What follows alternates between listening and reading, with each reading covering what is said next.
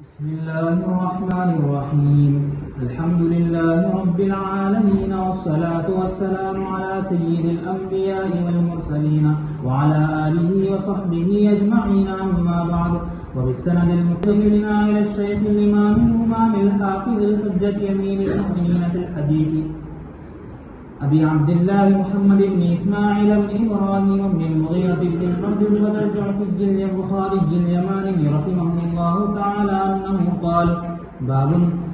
وبه قال: حدثنا إبراهيم بن حمزة قال حدثنا إبراهيم بن سعد عن صالح عن ابن شهاب عن عبيد الله بن عبد الله أن عبد الله بن عباس رضي الله تعالى عنهما وعنهم أخبره قال: أخبرني أبو سفيان بن حرب أن هرقل قال له: سألتك هل يزيدون أم ينقصون؟ فزعمت أنهم يزيدون، وكذلك الإيمان حتى يتم. وسألتك هل يرتد أحد سفتة لدينه بعد أن يدخل فيه؟ فزعمت أن لا، وكذلك الإيمان حين تخالط بشاشته القلوب لا يسقطه أحد. بسم الله الرحمن الرحيم. الحمد لله رب العالمين، والصلاة والسلام على أشرف الأنبياء وسيد المرسلين وعلى آله وصحبه أجمعين، أما بعد. باب، یہ باب بلا ترجمہ ہے، جیسے کہ اوپر بھی ایک جگہ پر اس طرح کا باب گزر گیا. پہلے بھی آپ کو بتایا ہے کہ امام بخاری رحمۃ اللہ علیہ نے بعض جگہ پر بلا ترجمہ باب قائم کیا ہے، یعنی کوئی عنوان اس کے اوپر مقرر نہیں کیا. امام بخاری رحمۃ اللہ علیہ ایسا کیوں کرتے ہیں؟ بعض علماء کا اس سلسلے میں جواب یہ ہے کہ ایسی جگہ یہ باب کالفصل للباب السابق ہوتا ہے، یعنی اوپر کی باب ہی کی ایک فصل ہے. اوپر باب آ گیا اور اسی کی گویا ایک فصل ہے، اسی سے متعلق کوئی بات ہوتی ہے. لہذا امام بخاری رحمۃ اللہ علیہ اس کے اوپر کوئی ترجمہ اور عنوان قائم نہیں کرتے. تو گویا جو پہلے باب میں بات آئی ہوئی ہوتی ہے وہی بات یہاں بھی آئے گی، اسی سے متعلق کوئی بات ہوگی، اس لیے اس کو کہتے ہیں کالفصل للباب السابق. بعض علماء کا رجحان یہ ہے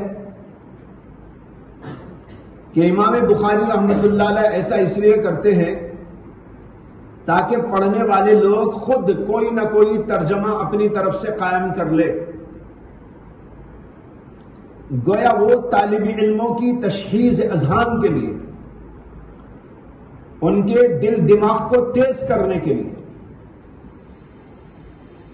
ترجمے کا عنوان چھوڑ دیتے ہیں، باب کا عنوان چھوڑ دیتے ہیں، تاکہ طالب علم خود غور کرے کہ اس کے اوپر کیا ترجمہ قائم کیا جا سکتا ہے، کیا اس کا عنوان قائم کیا جا سکتا ہے. یہ بات حضرت شیخ الہند مولانا محمود حسن دیوبندی رحمۃ اللہ علیہ نے فرمائی ہے. عام طور پر تو وہی بات کہتے ہیں کہ یہ کالفصل للباب السابق ہے. ابن حجر عسقلانی اور علامہ عینی عام طور پر ایسی جگہ پر یہی بات کہتے ہیں. یہاں پر جو باب ہے اس کے اندر حدیث وہ حدیث ہے جس کو بہت تفصیل کے ساتھ آپ نے کتاب الوحی میں پڑھ لیا ہے.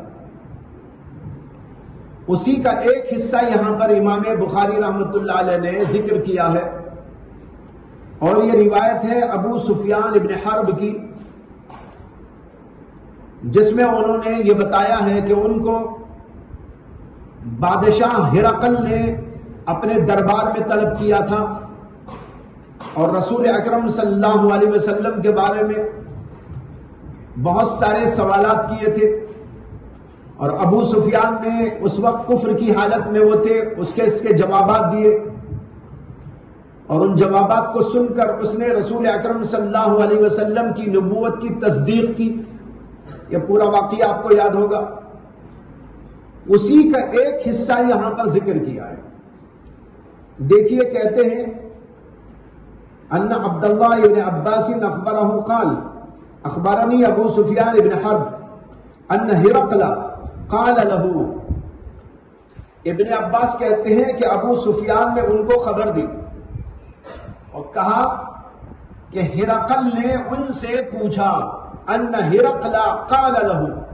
اب یہاں پوری حدیث نہیں ہے، پوری حدیث کا ایک جز لائے ہیں، وہ سوال و جواب میں سے ایک حصہ یہاں ذکر کر رہے کہ ہرقل نے ان سے پوچھا، سألتک هل یزیدون ام ینقصون، میں نے تم سے پوچھا تھا کہ وہ لوگ بڑھتے رہتے ہیں یا گھٹتے رہتے ہیں.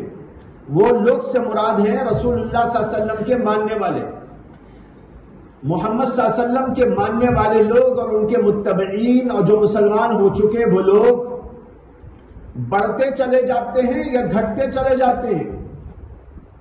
فَزَعَمْتَ أَنَّهُمْ يَزِيدُونَ، اور تمہارا خیال یہ تھا کہ وہ لوگ بڑھتے رہتے ہیں گھٹتے نہیں. بادشاہ نے اس کے بعد میں کہا وَكَذَلِكَ الْإِيمَانُ حَتَّى يَتِمَّ، یہی حال ایمان کا ہوتا ہے یہاں تک کہ وہ تکمیل کو پہنچ جاتا ہے، اتمام کو پہنچ جاتا ہے، یعنی اپنے آخری درجے کو پہنچ جاتا ہے. ایمان آنے کے بعد گھٹتا نہیں، لوگ ایمان میں آنے کے بعد بڑھتے ہی رہتے ہیں اور مضبوط ہی ہوتے جاتے ہیں. اگرچہ تکلیفیں آئیں، اگرچہ پریشانیاں آئیں، اگرچہ حالات ناسازگار ہو جائیں، لیکن اس کے بعد باوجود ان کا ایمان انہیں آگے ہی بڑھاتا ہے. کوئی آدمی ایمان لانے کے بعد بشرطے کہ اس کا ایمان سچا اور پکا ہو وہ آدمی کبھی پیچھے نہیں آتا.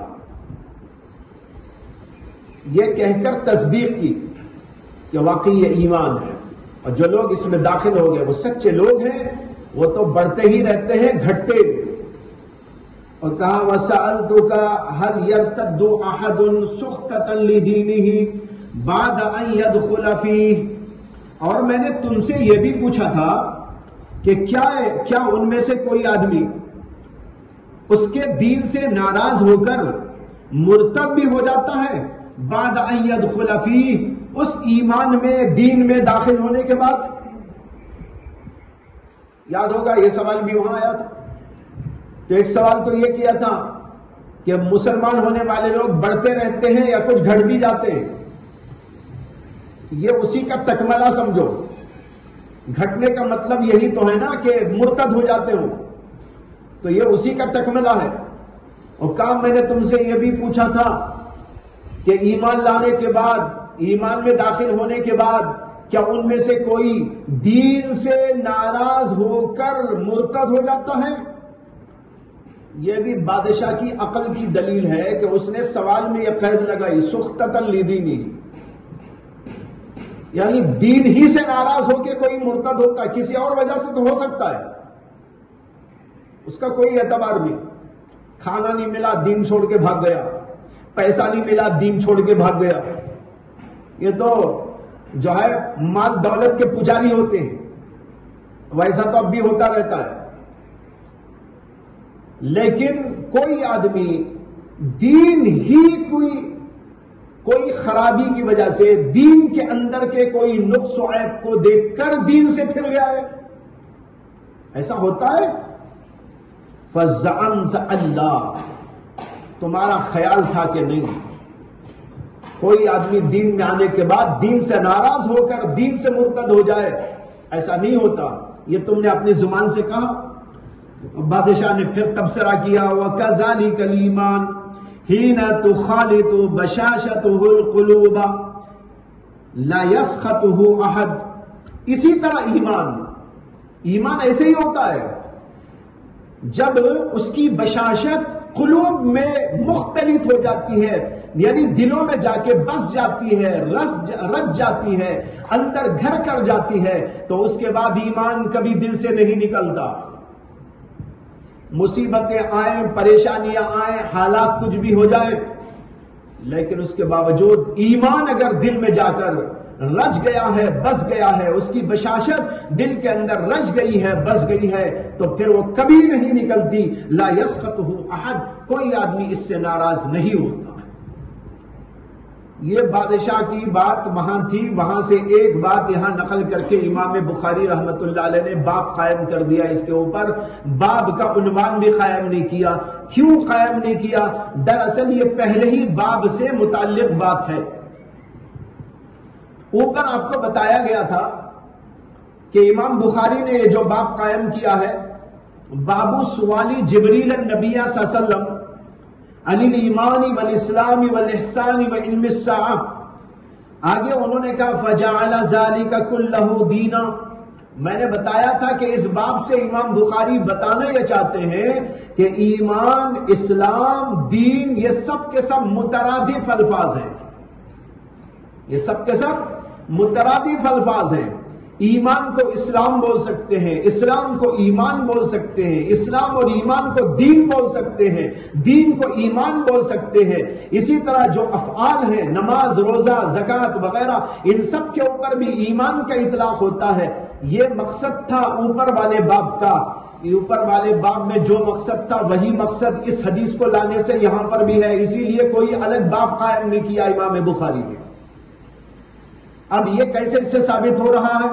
وہ اس طریقے پر کہ دیکھو، بادشاہ نے یہ کہا وَكَذَلِكَ الْإِيمَانُ حَتَّى يَتِمَّ، اور اسی طرح اس نے پوچھا کہ جو ہے هَلْ يَرْتَدُّ أَحَدٌ سُخْطَةً لِدِينِهِ، ایمان کا ذکر، دین کا ذکر۔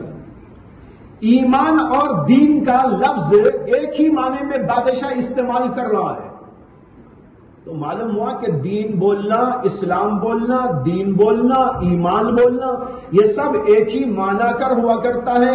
دین پر ایمان کا اطلاق، ایمان پر دین کا اطلاق ہوا کرتا ہے، جیسے کہ بادشاہ نے بھی یہاں پر دین پر ایمان کا، ایمان پر دین کا اطلاق کر دیا۔ یہ ہے امام بخاری کا مقصد۔ جو مقصد اوپر والے باب میں تھا وہی مقصد اس باب میں بھی ہے، لیکن یہاں پر سوال پیدا ہوتا ہے کہ بھئی یہ کون سی حدیث پاک ہے کہ امام بخاری اس سے استدلال کرنے بیٹھ گئے؟ وہ بادشاہ تو کافر تھا، اسلام آخر تک بھی اس نے قبول نہ کیا تھا، اور اللہ کے نبی صلی اللہ علیہ وسلم نے ایک سے زیادہ اس کے پاس قاصد کو بھیجا تھا۔ تفصیل میں نے وہیں پر عرض کر دی تھی اور بتایا تھا کہ جو ہے اس نے ایمان قبول کرنا چاہا، لیکن پھر لوگوں کے ڈر کی وجہ سے مکر گیا، اور جب لوگوں کو دیکھا، پہلے تو اس نے دروازے بند کرا دیے اپنے محل کے، اور سارے درباریوں کو اور وزراء کو اور مشیران سلطنت کو جمع کر لیا، دروازوں کو بند کرنے کا حکم دے دیا۔ اوپر بالا خانے پہ جا کے وہ بیٹھ گیا، بالا خانے سے جھانک کر پھر لوگوں سے خطاب کیا اور کہا کہ اگر تم اپنے ملک کو برقرار رکھنا چاہتے ہو تو کیوں نہیں اس نبی کے اوپر ایمان قبول کر لیتے؟ بس یہ سننا تھا کہ وہ جو ہے وحشی گدھوں کی طرح اٹھ کر دروازوں کی طرف جانے لگے، وحشی گدھوں کی طرح، ایسو لفظ آیا ہے، انہوں نے وحشی گدھوں کی طرح ادھر دروازوں کی طرف لپکنا شروع کر ڈالا۔ وہاں گئے تو دروازے بند، سارے دروازوں پہ لاک۔ اس نے کہا نہیں نہیں، لوگوں کو بلاؤ، بٹھاؤ بٹھاؤ بٹھاؤ، سب ہنگامہ ہو گیا۔ اب اس ہنگامے میں لوگوں نے، خادموں نے سب کو پھر بلایا کہ بادشاہ پھر بلا رہے ہیں آپ کو، بیٹھیے بیٹھیے بیٹھیے بیٹھیے۔ سب بیٹھ گئے۔ بیٹھتے ہی کہنے لگا اصل میں نے تم سے جو بات کہی تھی وہ تمہارے ایمان کا جائزہ لینے کے لیے کہی تھی کہ تم پکے کتنے ہو اپنے عیسائی دین میں۔ اب میں نے تمہاری دین کے اندر شدت و مضبوطی و تسلط کو دیکھ لیا ہے، ماشاءاللہ سبحان اللہ الحمدللہ، یہ کہہ کر لوگوں کو تسلی دے دی اور اٹھا کے بھیج دیا۔ یہ واقعہ آپ نے پورا پڑھ لیا ہے۔ تو بھائی یہ آدمی جو کافر تھا، اس کافر کی بات سے امام بخاری رحمت اللہ علیہ استدلال کر رہے ہیں ایک مسئلہ شرعیہ کی تحقیق میں۔ یہ کیا بات ہوئی؟ یہ سوال پیدا ہوتا ہے۔ اس سوال کا جواب یہ دیا گیا ہے کہ اصل میں اللہ کے نبی علیہ السلام کے بارے میں جو اس نے سوال کیا، جواب دیا، اور پھر اس کے بعد جو اس نے اپنا نظریہ بیان کیا، یہ سب وہ حالت کفر میں کرتا رہا، ٹھیک ہے، اور اس کی بات ظاہر ہے کہ بالذات قابل قبول نہیں، لیکن جب اس کی وہ بات حضرات صحابہ کرام نے سنی اور اس کو قبول کیا اور اپنے معاشرے میں اس کا تذکرہ و ذکر و مذکور کیا، تو حضرات صحابہ کا اس کی بات کو قبول کرنا اور اپنے معاشرے میں اس کا ذکر مذکور کرنا، یہ دلیل ہے اس بات کی کہ اس کی بات حق ہے۔ اگرچہ وہ کافر ہے، کافر کی بات کا اعتبار نہیں، لیکن کافر کی بات اگر صحیح ہو اور اس کو اسلامی معاشرہ اور یا بڑے لوگ قبول کر لے تو بھائی ہو سکتا ہے کہ اس کی بات بھی قابل قبول ہو جائے۔ جیسے حدیث میں آپ نے پڑھا کہ نبی اکرم صلی اللہ علیہ وسلم نے حضرت ابو ہریرہ رضی اللہ عنہ کو ایک جگہ پر زکوٰۃ کے مال کی نگرانی کے لیے مقرر کر دیا۔ رات میں ایک آدمی چھپے چھپے آ کے غلہ اٹھا کے جانے لگا۔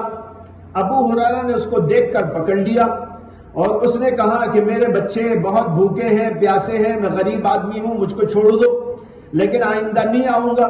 ابو ہریرہ نے اس کو چھوڑ دیا۔ دوسرے دن حضور صلی اللہ علیہ وسلم سے جا کر قصہ بتایا۔ آپ نے مسکرا کر کہا کہ وہ دوبارہ آئے گا۔ ابو ہریرہ دوسرے دن دیکھتے رہے، رات میں دوبارہ بھی وہ چھپ کے آیا اور غلہ اٹھانے لگا۔ ابو ہریرہ نے پھر اس کو پکڑ لیا، پھر اس نے وہی معذرت کی، اور پھر تیسرے دن بھی ایسے ہی واقعہ پیش آیا، اور تیسرے دن اس نے معذرت کرتے ہوئے کہا کہ جو ہے میں تم کو ایک ایسی بات بتاتا ہوں جو کوئی تم کو نہیں بتا سکتا۔ ابو ہریرہ نے کہا کیا؟ کہا کہ یہ بات ہے کہ اگر تم آیت الکرسی رات میں پڑھ لیا کرو تو تمہارے قریب شیطان نہیں آئے۔ ابو ہریرہ کو بہت خوشی ہوئی کہ اتنی اہم بات اس نے بتائی ہے، اس کو چھوڑ دیا۔ دوسرے دن پھر جا کر حضور صلی اللہ علیہ وسلم سے بتایا تو آپ نے مسکرا کر کہا جانتے ہو کون تھا؟ کہا کہ نہیں۔ کہا وہ شیطان تھا۔ وہ کون تھا؟ خود شیطان تھا، شیطان ہی نے تم کو یہ بات بتائی۔ اور حضور نے کہا وہ اگرچہ جھوٹا ہے لیکن اس کی یہ بات سچی ہے۔ اگرچہ وہ جھوٹا ہے لیکن اس کی یہ بات سچی ہے جو اس نے بات کہی۔ تو ایسے ہی یہ آدمی اگرچہ اس وقت میں کافر تھا اور بعد میں کافر رہا، ٹھیک، کافر کی بات بالذات قابل اعتبار نہیں ہوتی، لیکن اگر اس کی بات میں کوئی سچائی ہو اور وہ سچائی صحابہ قبول کر لیں تو پھر وہ دلیل بن سکتی ہے۔ اس لیے امام بخاری رحمۃ اللہ علیہ نے اس کو یہاں پر ذکر کیا ہے۔